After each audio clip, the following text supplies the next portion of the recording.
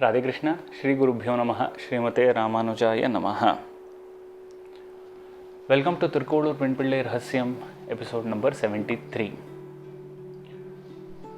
The most liked thing by everyone in this world is one's own body.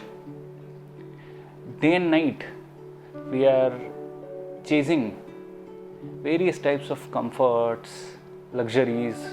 Why? Because our body demands variety of things. It needs tasty food to eat. It needs something soft to rest upon. It needs good dresses to wear, a big house to settle in. If it is hot outside, it needs something which will keep the body cool. And in the winter, if it is cold outside, it needs something to keep warm. So thereby air conditioners, fans, table fans, or blankets, heaters, whatnot. The list goes on endlessly. Now,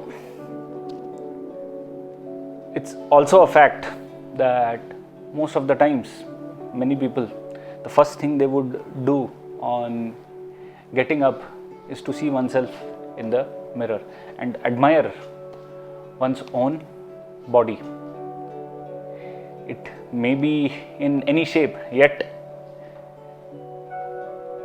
most of us identify ourselves with this body, which is made up of the 5 great natural elements, to the extent that we stop thinking about who we really are and identify ourselves with just this material gross body. There is no thought whatsoever on what lies behind this body. There is a spiritual soul, the very life, which is what we actually are. And that spiritual soul is a part of the Supreme Lord. So goes on the great philosophies as explained in our Vedas, Upanishads, the Gita, our Puranas, Itihasa. Yet all those are fine in their place. We would still want to focus on our bodies. Now, in our today's Rahasyam, Thirukkolur Penpillai is comparing herself with one such person or a set of persons who did not care much about their bodies at all. For them, the devotion for the Lord was greater than anything else. Her Bhakti Rahasyam to Swami Ramanuja, number 73 is: did I give up my body like Thirunaraiyur Araiyar? So this verse is actually very much similar in terms of the philosophical meaning to our third Bhakti Rahasyam. Yes, now we are towards the end of Thirukkolur Penpillai Rahasyam. Some 9 to 10 Bhakti Rahasyams are left. Now this connects very well to the third Bhakti Rahasyam, which was at the very start 3 years back. I feel nostalgic when I relate this Bhakti Rahasyam with the third Bhakti Rahasyam, where Thirukkolur Penpillai had said, did I give up my body like the Rishi Patnis of Vrindavan? So if someone wants to hear that, always welcome to go and see the third episode of Thirukkolur Penpillai Rahasyam. So here, this great devotee goes by the name Pillai Thirunaraiyur Araiyar. It's a big name, so we'll just say Thirunaraiyur Araiyar. So he was a devotee of Lord Vishnu, At one point in time, he and his family, they went out to have a darshan of Lord Veda Narayana in a place called Thirunaraiyur. Now, at the time when this devotee family went to Thirunaraiyur, the Veda Narayanan temple was undergoing a renovation. Just to slightly divert from the topic, temple renovations have been one of the important aspects of temple management throughout the history.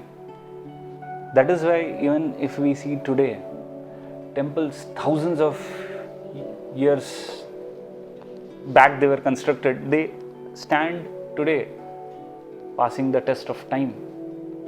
So that is, a lot goes around the periodic maintenance, renovation, temple festivals. There are certain events like once in 12 years the temple undergoes a ritual called Kumbhabhishekam. So all these activities are very important and necessary to preserve the health of the temple. So if we were to visit the southern part of India, especially in Tamil Nadu, there are so many temples which have passed the test of time, thousands of years, and they are still standing.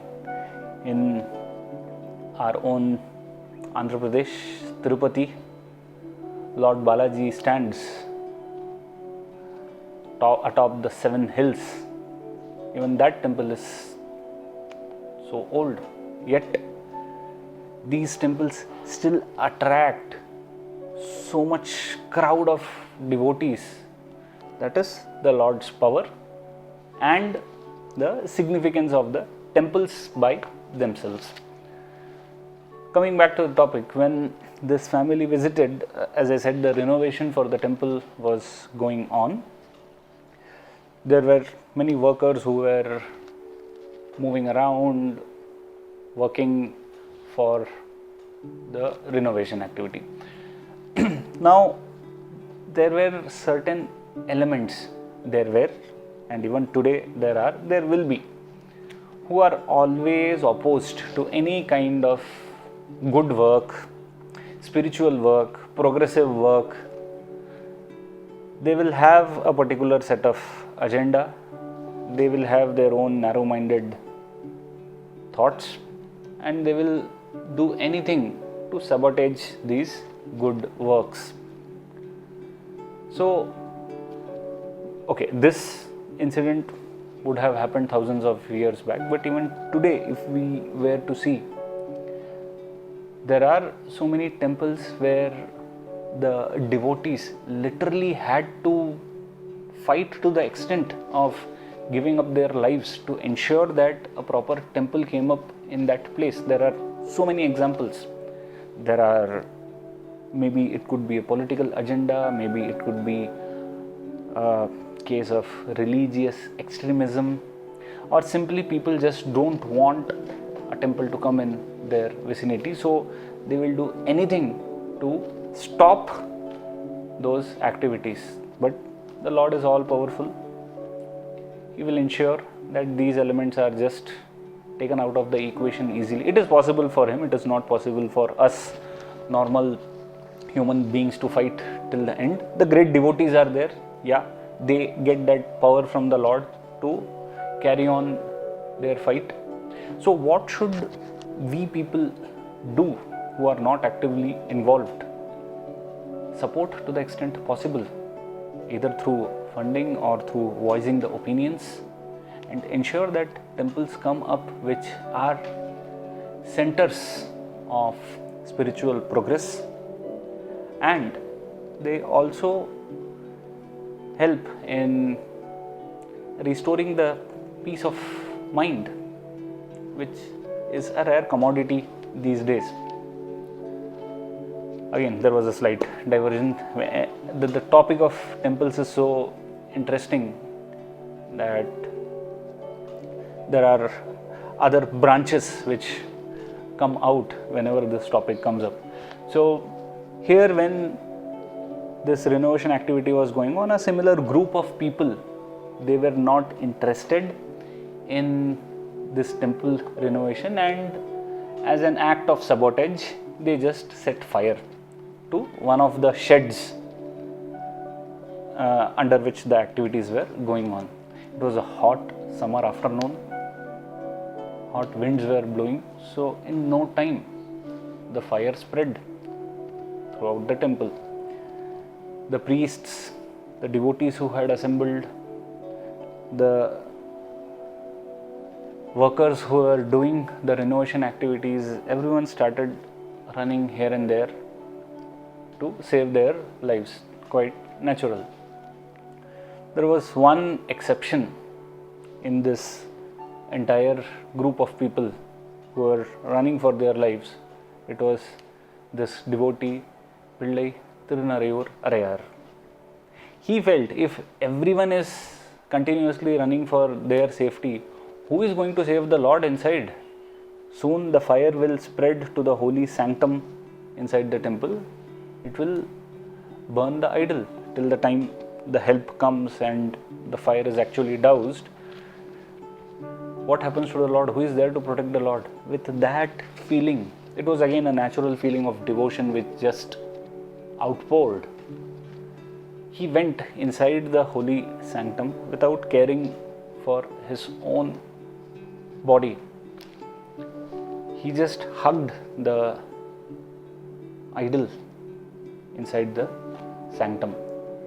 He felt it, he took it as a personal responsibility to save the Lord. Now, if we were to see again philosophically, the Lord needs no protection.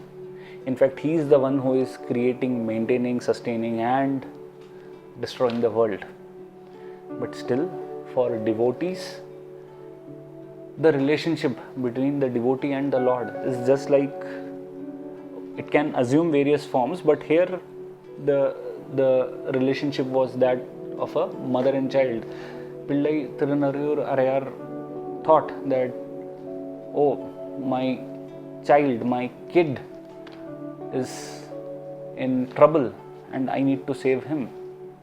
So with that, when he started hugging, the family members who accompanied him, they also had no second thoughts. They joined Thirunaraiyur Araiyar in hugging the Lord. So in no time, the Lord was surrounded by his devotees from all sides.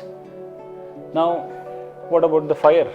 Yes, we would have thought that, oh, there should have been a miracle and the family should have been saved somehow.